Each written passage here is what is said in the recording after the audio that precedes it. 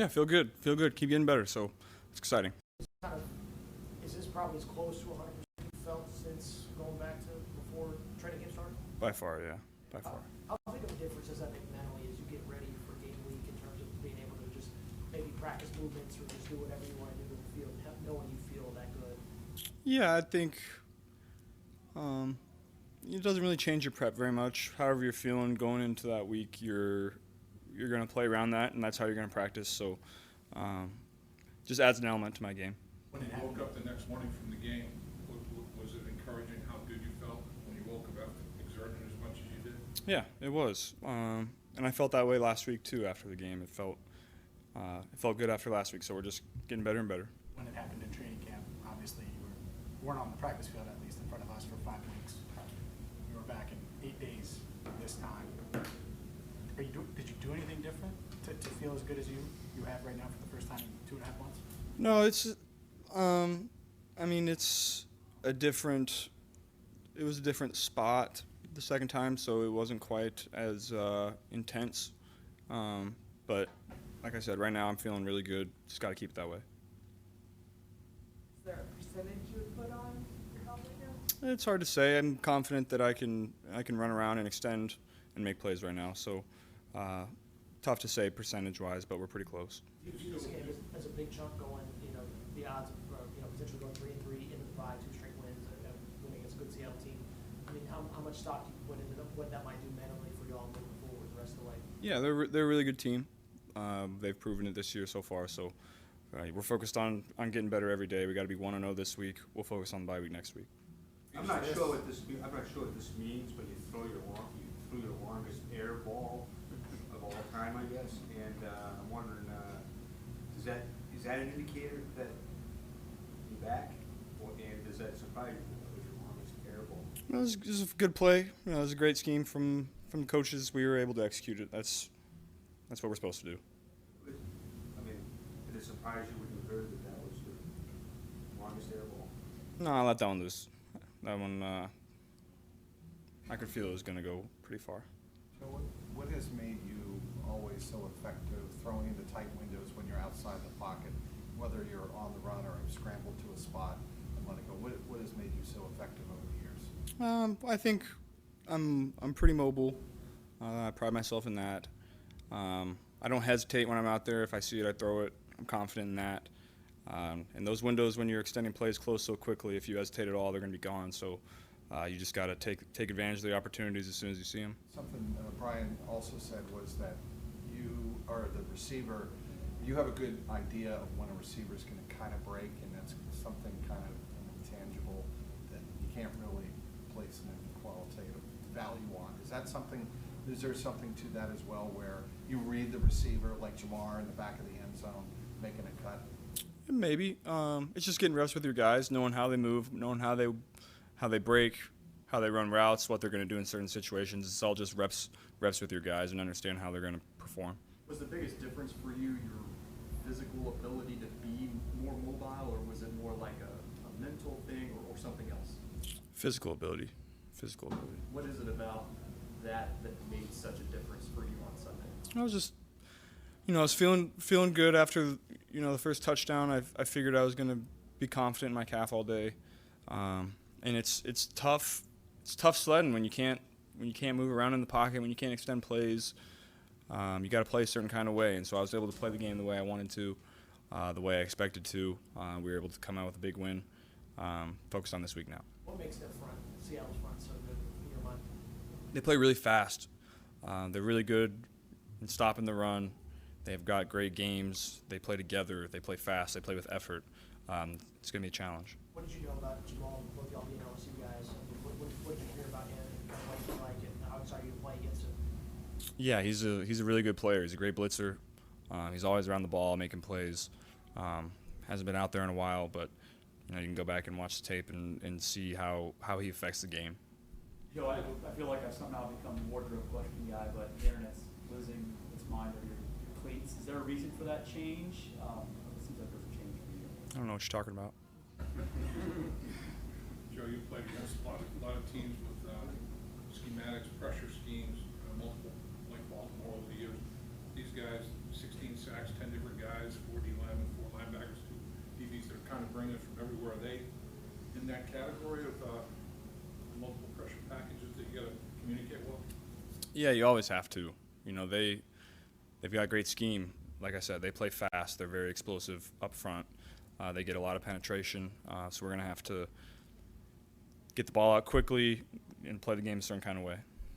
Zach shared on Monday that you checked to the play where Kwame Lassiter made his first catch. Were you aware of his backstory with Arizona and the fact that he did not have one to this point in his career? You know, I was just throwing him. He was off. The corner was off. I figured instead of running into a 4-minute defense box, just throw it out there and get some extra yards. So it wasn't a personal, hey, this would be nice for him? Oh, it's no charity. No charity. Joe, looking at the CJ Stroud said last week on Pat McAfee show that he connected with you at a party and gave him a lot of really helpful pointers. For you, it seems like, you know, we're always asking you about, you know, what Aaron Rodgers tells you or Tom Brady. How did it feel to be now, even though you're still young, to be that person that's giving advice to the rookies now? Yeah, whenever you've been through a process or you have reps invested in anything and somebody new is coming in, you have some insight that maybe they don't have. And so, you know, people helped me when I was coming into the league, and I think that's part of our jobs going forward is, you know, helping out the young guys, making sure that they understand what they're getting themselves into, how to play well, how to perform, and he's been playing great. I'm excited for him. Joe, with how you guys played last week and looking at the AFC North and where you are right now, do you feel like this team is right back in the mix right now? We just got to win this week. We got to be 1-0 this week. We'll worry about the standings later in the year. It's week 6. You know, the standings after week 6 mean absolutely nothing. I think we've proven that the last couple of years. So we just got to focus on being 1-0 this week, getting better every day in practice. We'll go from there. Is there anything in particular you like about the Jordan ones that's rocking the last few days? I don't know what you're talking about. I know Jamar's not going to catch 15 balls every week, obviously, but is there a lesson philosophically where you guys are at offensively to learn from how well you guys played when he was being fed that much? You can maybe lean into him more than you maybe even ever have in the past. Do you think any way to go forward and learn a lesson from that? Maybe, but I'm always just going to read the defense and take what's there. That's how I have to play. If you go into a game thinking, you know, I got to throw it to this guy or I got to throw it to that guy, you're going to be playing slow and you're going to be playing on your back foot. So I'm going to continue to play the way I am. And, you know, our receivers are special in that way that they don't really care who gets the ball. So when you have guys like that are excited to see everybody else succeed as much as they are to see themselves, it makes play caller's job easy, makes my job easy, makes everybody's job easy when you have people like that. Joe, how big a luxury is it for a quarterback to have receivers? It's well known Jamar can line up anywhere and do anything, but Trenton Irwin can line up a lot of places, do a lot of things. Tyler Boyd, I mean, to lift almost the whole room, it's their goal to be able to do that for you. How big a luxury is that? Yeah, that's awesome. It's, you know, when you have a guy like T go down and then you have guys like Trenton and Andre step in, and really they don't miss a beat. You know, Trenton played great. Andre, you know, played really well in his spots. Had a big time catch on the sideline. So, you know, we have all the confidence in the world in those guys to come in and do their job, and they've proven it time and time again.